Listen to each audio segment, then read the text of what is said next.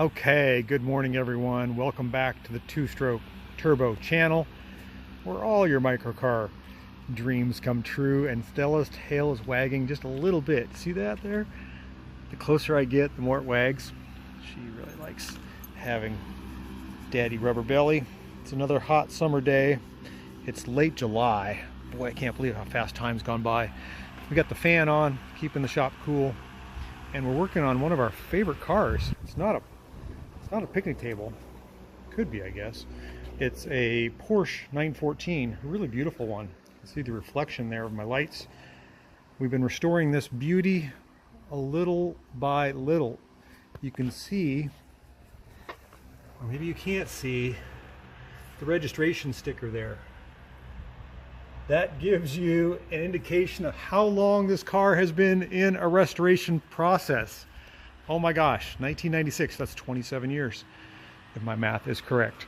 So last time it came in, we got the alternator, the brakes, the turn signals, the headlights, all that stuff done after it went through paint. It was in paint for a long time. We determined the wiper motor was bad. We're gonna do that during the winter time.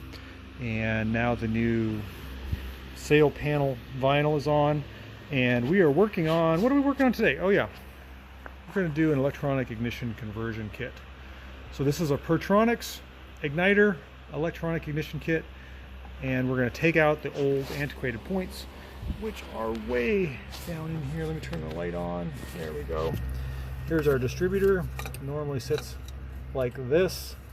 We've got that peeled back, and the points on this particular vehicle run the fuel injection and also the spark. So we're going to have a nice precise trigger for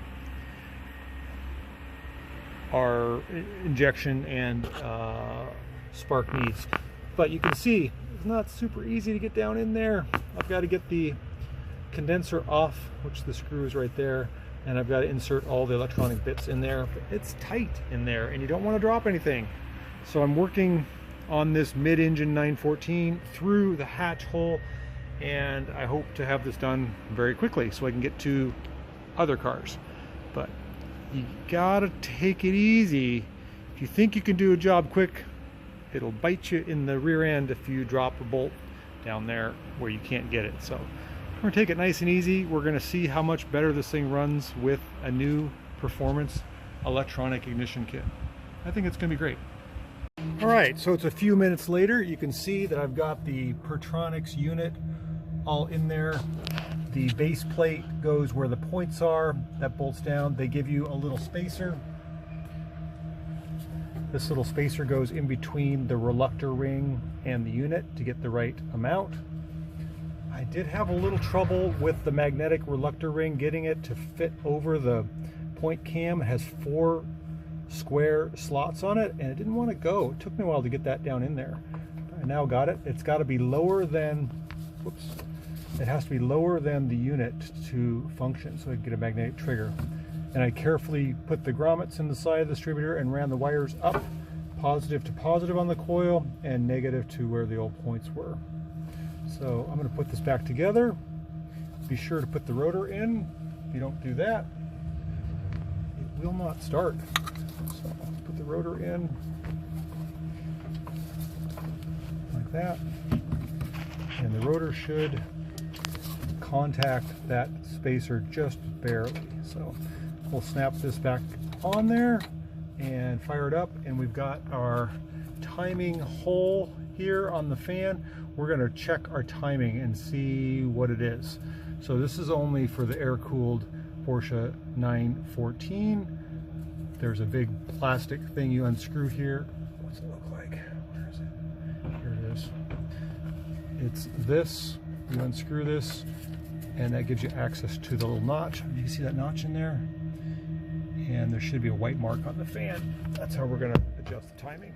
So let's put this together, fire it up, and see what we got. Pretty easy. Okay, so I got our cap and rotor all put back together.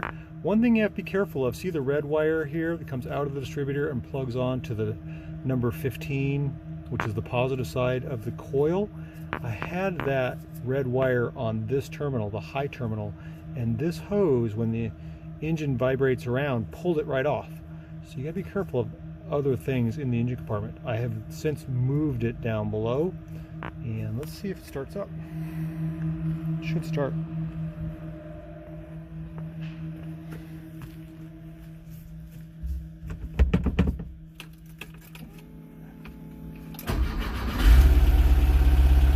Yep. Idling a little fast. I'm going to check my timing.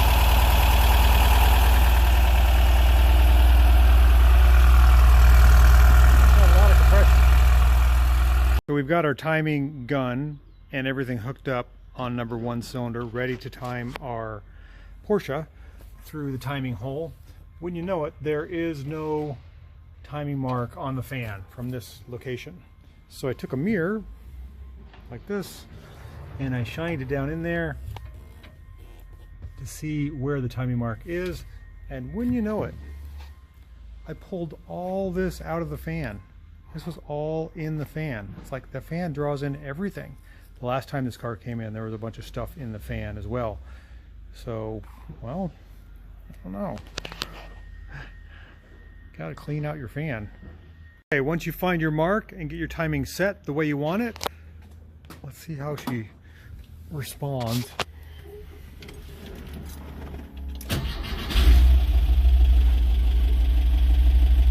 Whoop.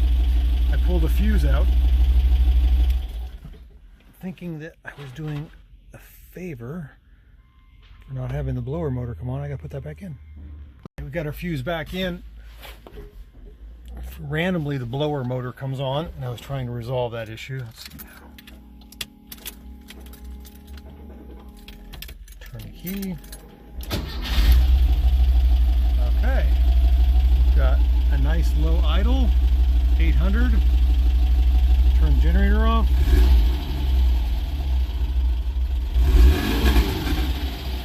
Very zippy. See if the idle comes back down. Yes, should be good. All right, I think the owner's going to be happy with that. Runs like a champ.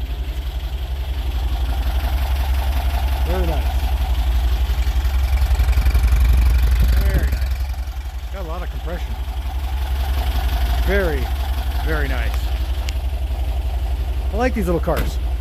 You don't see them too much anymore. This is a really nice example that's budding, getting restored little by little. Thanks for watching. Thanks for following along. We'll see you the next time it comes in.